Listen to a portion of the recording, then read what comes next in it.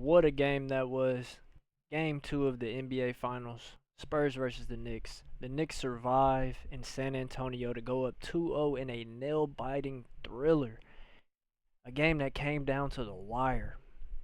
Last second shot. Man, it was a great watch. First off, I want to say the Spurs are young. They're a very good basketball team. But the Knicks are just playing at a very different level right now. And I know the excuse that they made it this far was that they're in the East. They're not playing real competition. But they're proving that they can hang with some of the top teams in the league, even when they're not playing their best. I also want to give props to Karl Anthony Towns. Cat, in these two games, has looked like the best player on the floor. Although Jalen Brunson had 30 points in game 1, it was Cat who was doing everything. Even in game 2, Cat had 17 points at the half. He didn't really get any touches for real in the second half, and I don't understand that. I really don't. Honestly, if you want me to give my true opinion, I think not only the refs and as well as Jalen Brunson himself, they tried their best to give this game to the Spurs, and the Spurs just could not take advantage of it. They did a very good job clawing back into the game. In the fourth quarter, Wemby finally realized, hey, I'm 7'6", 7'7". You know what I'm saying? I'm 8 feet tall. I cannot be stopped for real. Clawed their way back into the game. It came down to a crazy call over in the left corner where OG Anunoby got fouled on the three-point line. Got 3 free throws. Then Jalen Brunson makes it to the line. He gets 2 free throws. Ends up missing the last free throw.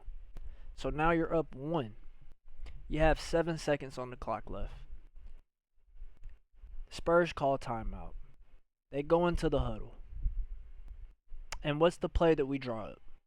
Instead of running some type of play to get Wemby in the paint, we rely on a mid-range jumper, on a pick and pop. Yeah, he was open, but there are better shots to take when you're 8 feet tall. And honestly, I wouldn't have even been mad at just giving De'Aaron Fox the ball. He's a better isolation scorer. He can get downhill. He's fast. Let him get to the Baja. You know what I'm saying? But that's what Mitch Johnson ultimately chose to draw up with the game on the line. And to Mitch Johnson, you were getting circles coached around you by Mike Brown.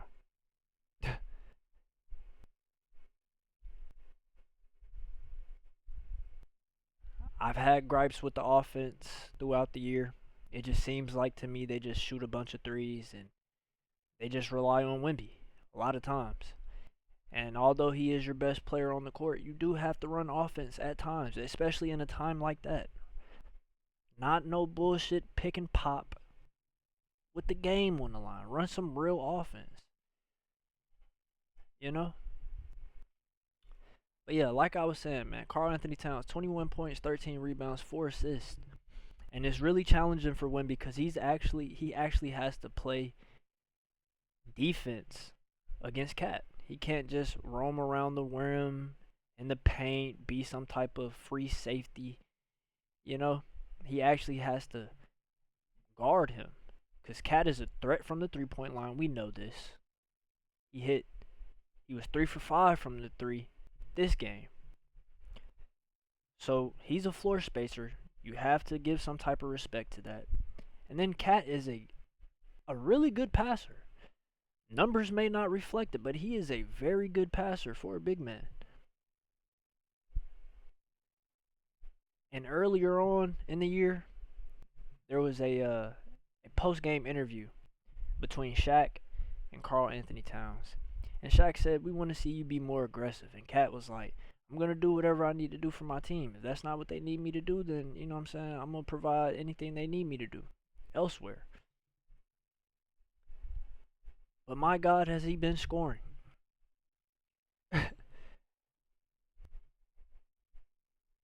He got a posterizer on Wemby in the second half, and he got all in his face and started screaming. I'm like, damn, hey, this the, you know what I'm saying? This ain't the soft cat that the narratives push around, man. Other than that, man, Mikal Bridges, he showed up big time today. 8 for 13, 4 for 6 from the three. It was a couple buckets that he had. He was just standing on the 3-point line, shot clock going down. They passed it to him as a bailout, and he's just putting that bitch in the bucket. 20 points for him today. 6 rebounds, 6 assists. Hell of a game from him. OG Anunoby, I think he's one of the best wings in the NBA right now. I am a big OG Anunoby fan. He's like a discount Kawhi. He's a discount Kawhi Leonard, and I'm not talking about this year Kawhi Leonard. I'm talking about prime Kawhi Leonard, man. He can make you pay from wherever on the floor. Lockdown defender. 2 steals, 2 blocks from him, 17 points. Jalen Brunson had another inefficient game, but he's doing what he needs to do. I know I joked earlier in the video about he tried to hand the Spurs the game, and although he did at the end where he missed the free throw, but he's doing what he has to do. You know what I'm saying? He was 7 for 25, 2 for 8 from the three. He had 4 turnovers today, but he ultimately ended with 20 points. And even in the first game, you've seen like he's trying. You know what I'm saying? He's emptying the clip. And all respect to you, you know. Times like this when they need somebody to show up, like in game 1 for sure. That second half, that fourth quarter specifically, Demon home. You know what I'm saying? But yeah, this has been a great 2 games to watch. I'm not gonna lie. It is very physical. It's really what the females be saying. It's giving playoff basketball. You know what I'm saying? And game 2 is very chippy.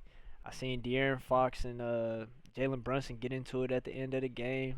Looking at the benches looking like they clearing. Mike Brown getting into it with somebody. You know what I'm saying? Earlier in the game, we had Josh Hart tripping Devin Vassell while he was laying on the floor. Wemby got tied up not once but twice. He got tied up with Jose Alvarado. Then he got tied up with Mitchell Robinson, which ultimately ended up in being a technical foul called on Mitchell Robinson, and I don't understand that. If you're gonna call something, I think you should call double text in that situation. If you are gonna call it, if not, just give both of the players a warning and let them play. And that's what I mean by the refs definitely tried to hand this win to the Spurs, because what I've noticed is you can't really look at the free throw disparity. Spurs shot 27 free throws, and the Knicks shot 21. And especially at halftime, the Spurs shot 17 free throws, and the Knicks had shot 16. So you really can't look at the number of free throws they're getting. You have to look at the type of calls that are being called. And then you also have to look at when they're being called. And just to speak on that horrendous turnover between Stephon Castle and Wemby, I've watched that play over and over and over. And there is no way I'm putting the blame on Wemby for that. Fast break. Wemby has the ball as a point guard. You come back to the ball. You look back at Wemby. Then you look back forward and started running up court. Do you think he's finna go coast to coast with it? I know he's the best player on the team, but bro, you know for a fact Wemby does not have the best handle. We've seen that before in this playoffs. Come back to the ball, you get the ball, and that's that. There's no way I'm blaming Wemby for that. Like I said, man, the Spurs deserve to be in this position. They are up 2-0. Do I think that they're going to sweep the Spurs? No. I do see Wemby getting at least one. At least one. But ultimately, I do have the Knicks winning this. I originally had them winning in 6. It might be in 5 the way they're playing.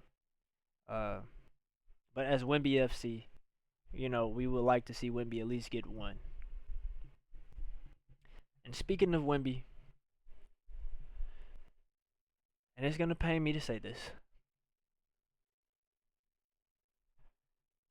he had 29 points today, 9 rebounds, 2 assists, 2 steals, 4 blocks. That stat line looks good. However, if you're watching the game, it did not look like he was the best player in the world. And this is something that I have said, I have called him, I've given him the title of. And he simply has just not looked like it in these 2 games. He has to be more aggressive, especially starting out these games. In the first quarter, he got two game-defying shots inside the paint. I'm thinking, okay, cool. You're about to be aggressive. You're coming out. You're trying to set the tone. You're putting more pressure on the rim, and that's what we want to see. But after those 2 buckets, he started settling for jumpers. Once the third quarter hit, got more aggressive. Fourth quarter, hella aggressive. But the first 2 quarters, you have to play like you played in the third and the fourth. It's just that simple. Gotta be better. You're the best player on the team. You have to be better. I can sit here. I can talk about De'Aaron Fox. I can talk about Stephon Castle. I can talk about Mitch Johnson. But you're the best player on the team. So you're going to get blamed no matter what. Got to be better. And he knows this. After game 1, the post-game interview, he said, that's on me. I got to be better. He takes accountability, and that's why I like him as a player so much. He's not going to sit there and point the finger. He's going to take it on the chin. And he's going to tell himself he has to get better. And I know him missing that shot at the end of the game, that's going to eat him alive. And even if they don't win a game this series, even if they don't win the championship this year, I know for a fact he's going to work his ass off in the offseason and he's going to come back 10 times harder next season.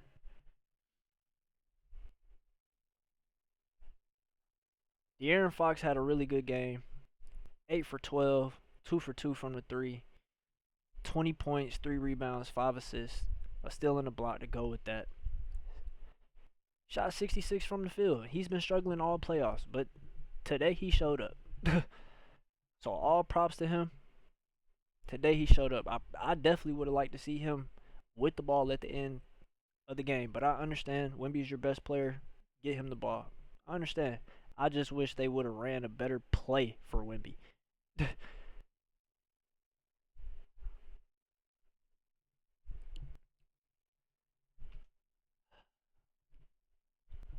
Other than that,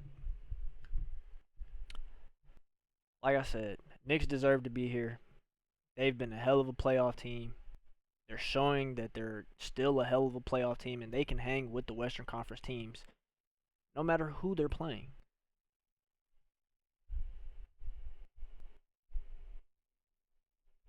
Now, enough of the game. I've done some research and I've seen that the Spurs have a little bit over $30 million coming off the books this offseason. And while it's looking like they're not going to win the championship this year, I think they have a legitimate chance of winning next season. The $30 million that they have coming off the books in the offseason is going to be between Harrison Barnes and Kelly Olynyk. And then they have a few other players that are coming off the books, or they might resign, who knows. And these aren't meaningful players either. So, with that being said, there are a couple of free agents coming up, a couple of restricted free agents, unrestricted, some player options, some team options that might get declined because of the salary cap.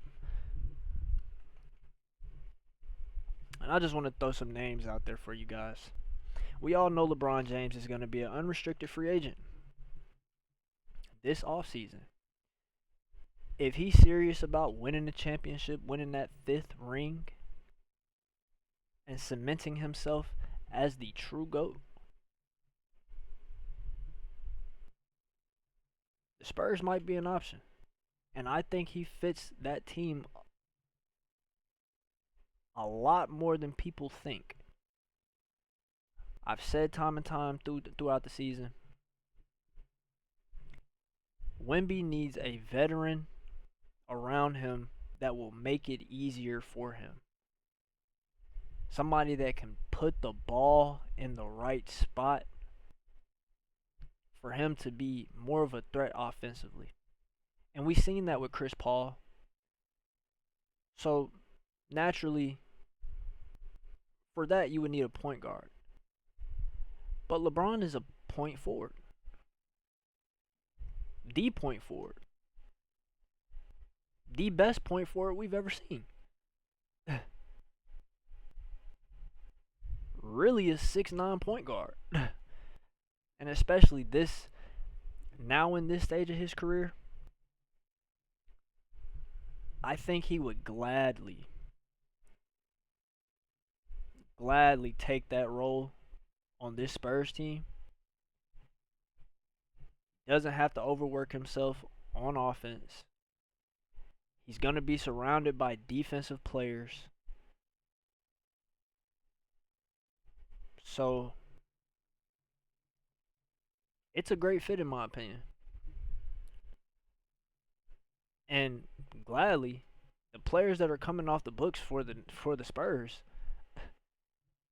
they're not going to hurt them. So you're pretty much adding this. You're adding. You can only get better. The Spurs can only get better next season. Some more free agents that we got. We got Peyton Watson. He is a restricted free agent. However, Denver is in salary cap hell. And if they don't make a move between Jamal Murray, Christian Braun, or Aaron Gordon, they're not going to be able to re-sign Peyton Watson. And I think he would be a great addition too. Defender, really could be a two-way player, honestly. He shows some tough shot making ability. He showed that he can score from all three levels on the court when he has to. So I think he would be a good option as well. Isaiah Hartenstein has a team option that's probably going to get declined because the Thunder are also in cap hell. I think 3 players on their roster are going to be making more than $40 million next year. You got John Collins as an unrestricted free agent, Tobias Harris as an unrestricted free agent. Then you got Draymond Green on a player option that might get declined. I don't know. It all depends. Draymond, I think, would be a great option as well. He's sort of that point forward as well. He's a better defender than Braun at this point, so I think that would be a good option as well if they can get him for the right deal. Tobias Harris, great floor spacer. He's not the facilitator that we're looking for, but like I said, floor spacer. He can give you some tough buckets. Rui Hachimura, he also is in that realm as well if he doesn't get re-signed by the Lakers this offseason. They also have 4 picks coming up in the 2026 draft. They have pick 20 from Atlanta, pick 35, pick 42, and pick 44 from Portland and Miami. With those picks in the draft, I definitely would try to land either Dylan Swain, Yaxel Lindenborg, or Morris Johnson. Those are some power forwards that can, I think, that are league ready, that can come in and actually, you know what I'm saying, give you some type of production. And yeah, definitely should look into making one of those moves this offseason. Like I said, the Spurs can only get better next season, and I think their window is next season because sooner or later you're going to have to start paying players. But right now you have the financial ability, financial freedom to actually make a signing that can actually change your season and can actually win you that championship. So, like I said, it's only up from here for the Spurs. You know what I'm saying? You might lose this year, but just bounce back next year, make the right moves in free agency, make the right moves in the draft, and you guys will be back. You know what I'm saying? Hopefully everybody can stay healthy. The big thing with De'Aaron Fox is people are talking about trading him and going in a different direction. I don't know. You know what I'm saying? We know he is dealing with injury and has been dealing with injury this playoffs due to his ankles. But and I don't know what it is. Is it every Under Armour athlete that has ankle problems? Him and Curry? I mean, somebody gotta let me know, man. but but yeah. So the fact with him just staying healthy, I don't know. That's a question mark. Him staying healthy throughout the entire season, plus the postseason, like I said, that's a question mark. And I don't want to be too hard on him because I know he's dealing with injuries. So the shooting splits, I'm not gonna go too deep into that, but the injury risk is a big concern. That is what I'm gonna say. Stephon Castle, he's only gonna get better. Dylan Harper's only gonna get better, and Dylan Harper has been playing his ass off this playoffs. As a rookie, for him to come in and make this big of an impact in the playoffs, that is a huge upside for the Spurs. And yeah, these guys are only gonna get better from here. Future is bright in San Antonio. But as of right now, the present, the Knicks are on top of the world right now.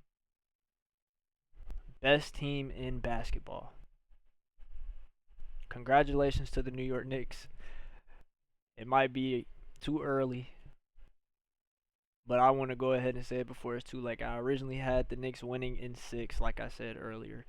I never had a doubt in my mind that the Knicks were winning the championship. I even took a bet halfway through the season that they would win the championship and the Thunder would not. I've already got my payout for the Thunder not winning the championship. Now I'm going to sit back and wait on my payout for the Knicks winning the championship. Congratulations to all of New York. You guys have made history in a historical playoff run. And these games are still going to be competitive. I'm enjoying it so far, and I'm going to continue to enjoy it. And that's all I have to say. Do me a favor, hit that like button, hit the subscribe button for me. Tune in. I think the next game is Monday. Let me see. Hold on. Yes, tune in Monday around 9:55, 10 o'clock ish. That's usually when me and the bros go live with our halftime show, our little halftime assessment. And that is Eastern Standard Time, by the way. And we'll give our takes on how the game is going at halftime. Hopefully, it is not a blowout in Madison Square Garden. Yeah, y'all get in the comment section below. Y'all let me know.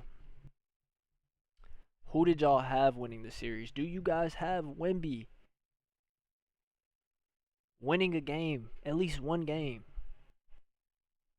Who do you guys think the finals MVP will be? Because personally, I think it will be Karl Anthony Towns if he continues to play the way he's playing. If he can stay out of foul trouble and stay on the floor, I definitely think it will be him.